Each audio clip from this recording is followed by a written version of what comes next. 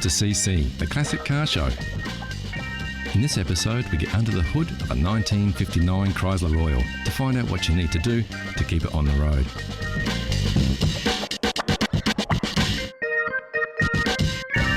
We take a much-loved English open-top roadster for a spin, find a classic of tomorrow for budding budget car buyers, and hop on the Pony Express for a top-down cruise, ×2.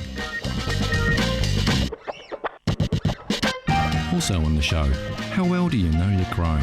We'll put you to the test. We shop for a bargain or not, plus the big cat purrs as we cut to the polish on this beautiful heavyweight Jaguar Sports Classic.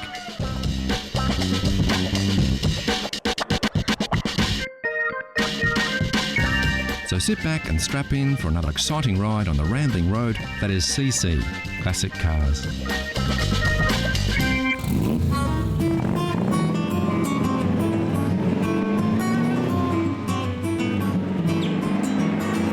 There's nothing quite like driving on the open road in a classic roadster, and the MGA ticks all the boxes. This little machine oozes style with its smooth lines, sporty handling and retro styling.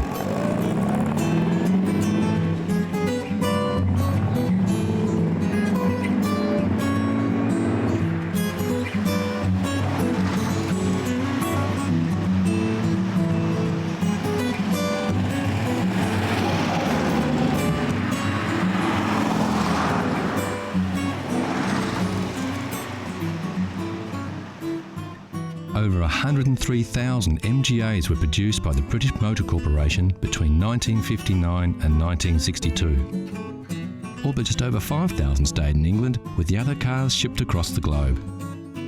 So many of these vehicles were sold abroad that to this day the MGA is still the most exported UK-built car. The MGA is considered by many to be the pinnacle of styling from BMC, with its classic shape and combination of class and speed oozing from its inspired design. On the road, the MGA feels like a rocket. This feeling is in most part a result of the responsive handling, direct steering and driving position, which is very low to the ground. Of course, like many sports cars of the era, the driver is not cocooned in a heavy padded seat, surrounded by gadgets, spongy suspension and power steering. These vehicles are more like being in the cockpit of a war-era fighter plane. Simple driver comforts, necessary instrumentation, direct controls and a tight squeeze. And when we say tight squeeze, we mean it. If you are over 6 feet tall or you have shoulders wider than your average English aristocrat, you won't have much fun driving or extracting yourself from this roadster.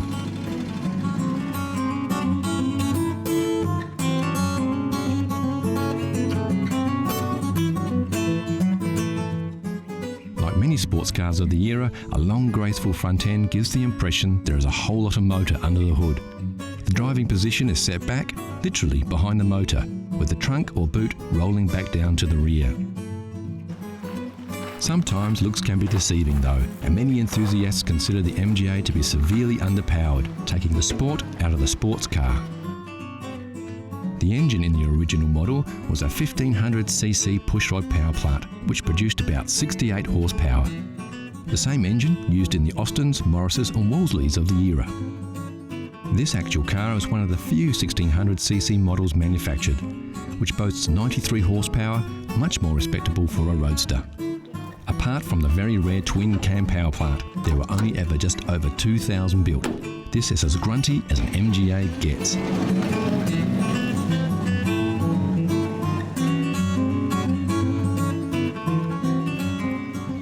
BMC did a little to reduce the weight of the MGA to increase performance. The hood and trunk lids are aluminium to lighten the load, but the car is still very heavy. Surprisingly, the floor of these classics are made of timber. We're not sure a wooden floor fits in with the modern manufacturing processes of the 1960s. What we are sure of though is the MGA owners and lovers don't care. You don't buy an MGA to go fast, you buy an MGA to go and look good while you're doing it. When the MGA was designed, looking good was the #1 concern. And if you're thinking to yourself, where are the door handles? Well, this just makes our point. You see, the MGA has beautiful lines, gentle organic curves, sweeping style. Way too cool for door handles. In their wisdom, MG left them off, instead opting for a unique cable system inside the door frame, keeping the body clean and pristine. Of course, there is one thing that is synonymous with a classic MG: wire wheels.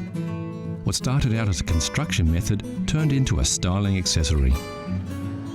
The MGA doesn't boast a lot of chrome, it's simple and understated. The curves do the talking, and the wheels ground the whole package as one of class, style and power.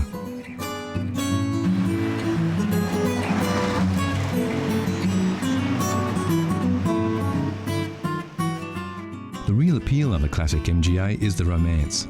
The romance of rolling through the countryside, wind in your hair, wire wheels rotating under you, turning heads with your very stylish and fun machine. It's the same for all classic car lovers. For devotees of the MGA, it doesn't get better than this, and we're inclined to agree. So you've just hit 40. You're feeling cashed up, your hairline is fast travelling to the northern hemisphere of your head. So you've decided to take the plunge and get yourself that little sporty classic car you've always dreamed of, and get some wind in your hair before it all disappears and you find yourself shopping for a glue-on toupee. Right now, your heart is set on a Sunbeam Alpine, just like the one James Bond drove in Dr. No. Well, let's take a closer look at the damage to your hip pocket. There were several models of the Alpine produced between 1959 and 1968. The body shape didn't differ much between models, only performance. We've been looking around, and as far as classic cars go, the Alpine could be considered an entry-level classic. Of course, the prices vary, but generally at any one time there are a few on the market to choose from. This 1963 restored Series 2 unit in the UK was on the market for the princely sum of $9,000 US, or £5,500. It's restored and looks pretty good. It does lack a little grunt, being the early model. For about $7,000 or around £4,000, you can slide into this restored 65 Series 3 Alpine. We found this 1967 Series 5 model for an ambitious $15,000 or around £9,000. The engine was replaced with a 2300cc Mitsubishi power plant. Pricey, not stock, but it may have enough juice to get you and your new hairpiece to where you want to go. There are usually stacks of Alpines on the market, so if the Sunbeam Alpine is your classic passion, get hunting. They won't be hard to find. Here's a challenge for all you classic car fans. Know Your Chrome gives you a peek at some close-ups of classic chrome. Look at the shapes. Do you recognise the lines? Can you tell which car sports this shiny styling? It's too early for clues, but we can tell you it's a car. It's a classic and it's very, very cool.